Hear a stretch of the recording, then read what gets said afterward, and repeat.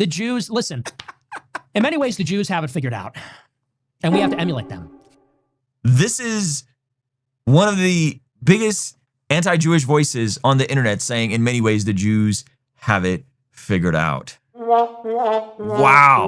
I don't know if I'd ever see the day, man. This is very, very, very, very fascinating. Listen to what he goes on to say and see if you could pick up on some of the inconsistencies and coherence of his points. Not morally, but... Okay, so put a pin in that. Not morally. Okay, the Jews have it figured out, not morally. In how they move. The way the Jews move, they're so much smarter than us stupid goyim. The way they stick together, the way they help each other, the way they focus on what matters, they're learned. They arrange each other's marriages, they get married, they have kids, they learn their holy books, they learn the history. They rally together, they get married, they have kids, they know their history, they read the holy books. But not morally. Not morally. What does that even mean? It doesn't mean anything. It's incoherent, okay? So listen to what he goes on to say. They learn the esoteric, mystical stuff as well as the legalistic, ritualistic stuff. I mean, they have figured it out. And us white people, we don't have a clue. Remember, in the previous West Huff, Jordan Peterson video, somebody pointed out that there's a degree of jealousy in Jew hatred, that there's a degree of petty anger.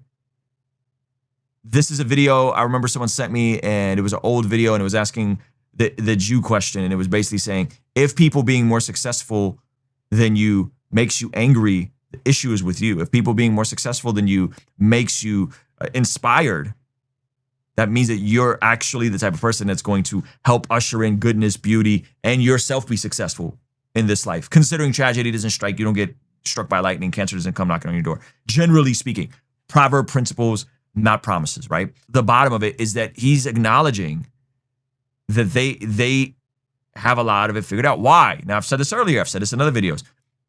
I think that the Jewish culture proves God's principles in Proverbs, Ecclesiastes to be true. That their ability to be frugal, live below their means, to keep their dollar within the circulation of their own communities, meaning that most people, when they get a dollar, they go spend it with the pagans, they go spend it with the people that they don't like, that don't like them, don't like their values. What Jews do a great job of, they keep their money circulated within their own communities. This is why I always encourage you guys. Hey, why are you spending your money with the pagans that hate you, hate your God, hate your values, hate everything you represent? Nice integration. But keeping the dollar within circulation, right? Getting married, having kids, being monogamous, working hard. To act like these are only Jewish people get in on these principles is stupid. The idea of the Protestant work ethic is the downstream effects of the Judeo-Christian worldview. The Proverbs, the Ecclesiastes, Jesus's the way he spoke about managing your time, talent, and treasure. All of these things are interconnected, and Nick thinks that, oh, this is exclusive. No. It's just, this is a people that have been oppressed. And as someone that's Armenian, I could relate to seeing the Armenian genocide and that influencing the Holocaust, and that they did not let that define them. Instead, you have a bunch of folks who are born into the most technologically advanced time ever, with the most opportunity ever, the ability to own assets right on your phone, okay? The lowest barrier to entry ever to go and buy assets on your phone. Download Robinhood, download Cash App. You could go buy ETFs right now. You could go buy QQQ, you could go buy NASDAQ, you can go buy S&P 500. Never been an easier barrier to entry. And these same people play victim. And in this case, Nick is pointing out the whites, or I would call them the woke right, it's this victim mentality. I don't think all white people are like this, just as I don't think all black people are like this. But it's a particular mind frame on the woke right and on the far left that makes himself out to be a victim because of the Jews, because of the elites, because of whoever. That's what I love Dave Ramsey. Dave Ramsey always says, hey, what happens in your house is substantially more important than who's in the White House or what's happening in the White House, or who's the Prime Minister of Israel, or whatever other foreign entity you think is pulling the strings. Hyper-personal responsibility. These are the downstream effects of a biblical worldview. White people are on 4chan. The Jews are studying the ancient scriptures. The Jews are studying the ancient tradition. The Jews are studying the mystical tradition. The Jews are learning and teaching each other finance, helping each other. They're like a fucking unit, man. They're a team. And us stupid white people are on 4chan getting in Twitter drama. You guys work for the Jews. This fucking guy's a fan. I saw it says Hitler. So ignorant. So weak. Divide. You listen.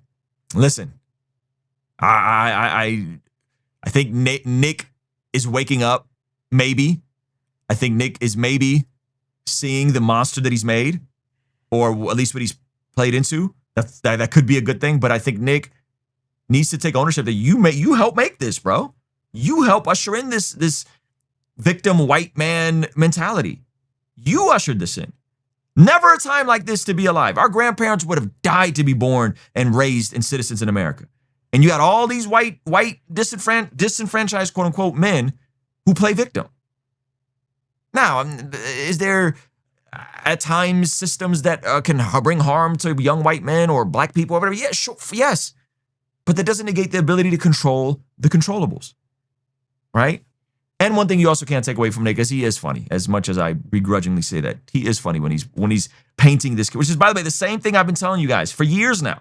I've been pointing this out for years with his audience in particular for years. Oh, you just say this because you got a $7,000 check. No, it's because, forgive me, I don't care what race you are. If you're an American citizen here and now in 2026, you have won the freaking lottery, my friend. Yes, even with inflation. Yes, even with the cost of living. Yes, even with all the consumer debt.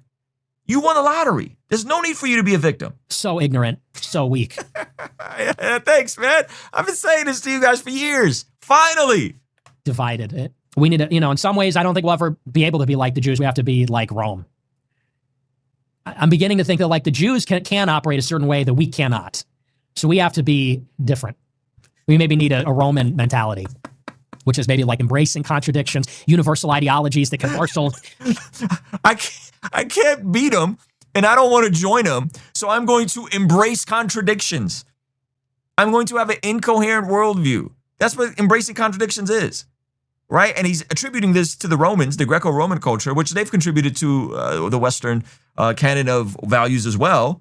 But it's the Judeo-Christian worldview that talked about image bearers of God and all humans having dignity, caring for the poor, right? That's the downstream effects of those values. Huge amounts of men and huge armies, like that. Maybe that's the idea. But anyway, I agree. Yeah, might is right. I can't beat him, so might is right. We're going to embrace contradiction. This, man, I found this amazing. Someone posted, this is the progression. Jews are evil, but right about a few things. I disagree with Jews, but they make good points. Jews are right about a lot. Jews are pretty much right about everything. And he said, you are here. And then he goes on to say, Jews are right about everything. I'm becoming a Jew. I hope Nick doesn't become a Jew. I think Nick needs to give his life to Jesus. Actually surrender your life to Jesus. And stop placating in all this nonsense. Okay? You get to control the things you can control. Regardless on what's happening anywhere else, you and I get to control the controllables. If we were to implement the biblical principles around these things, around career, around finances, around discipline, around living on less than what you make, on being frugal, on doing business with people that share your virtues and values, instead of complaining about the Christian guy selling a prayer journal, crying about the guy selling a Christian t-shirt, whining about, right? If we actually did the things that the Proverbs talked about, be way better off. Avoid debt. If you're in debt, get out of debt. Get on a budget. Save for a rainy day. This is all the downstream effects of the Proverbs. But you're too busy being obsessed about the Jews in Israel that you're not even controlling the things you can control. All of that is costing you mental cachet to obsess about stuff tens of thousands of miles away that you don't have any direct influence over. You just complain about it on X. This is the state of this nonsense. And I'm telling you, there's a through line in terms of what I've been talking about today. This brings harm to people. It's fun to crack the jokes, but it actually brings harm. It actually harms people to believe and behave in this way, because what you believe about the world will determine how you behave. If you believe the system's rigged, if you believe you can't get ahead, if you believe it's all going to hell in a handbasket, if you believe that you can't make it because BlackRock, yes, BlackRock bought 1% of the single family homes. That's evil. That's terrible. But there's a guy, I saw a story of a guy in his 20s who just bought his first property, avoided debt, had a good job, saved up his money, put down a strong down payment. I'm not saying you're necessarily going to do that, but it still is possible. Still is possible to buy a home despite BlackRock. You just got to live on less than what you make, avoid debt. If you're in debt, get out of debt, get on a budget, save an emergency fund, maybe work an extra job for a year or two, figure out some sort of side hustle. I talk about TaskRabbit all the time.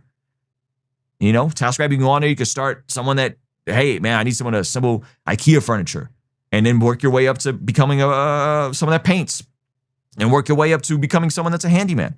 It's people that build entire businesses and lives on TaskRabbit. You don't got to put up with a job you hate where you could own your own labor. I feel like I'm often just like yelling into the wind because so few people actually implement this stuff. But it's all there. And I see these examples all the time. I got a buddy of mine. He's a stand-up comedian, which doesn't pay a lot of money when you're getting started. He hopped on TaskRabbit. He started out just assembling furniture for people.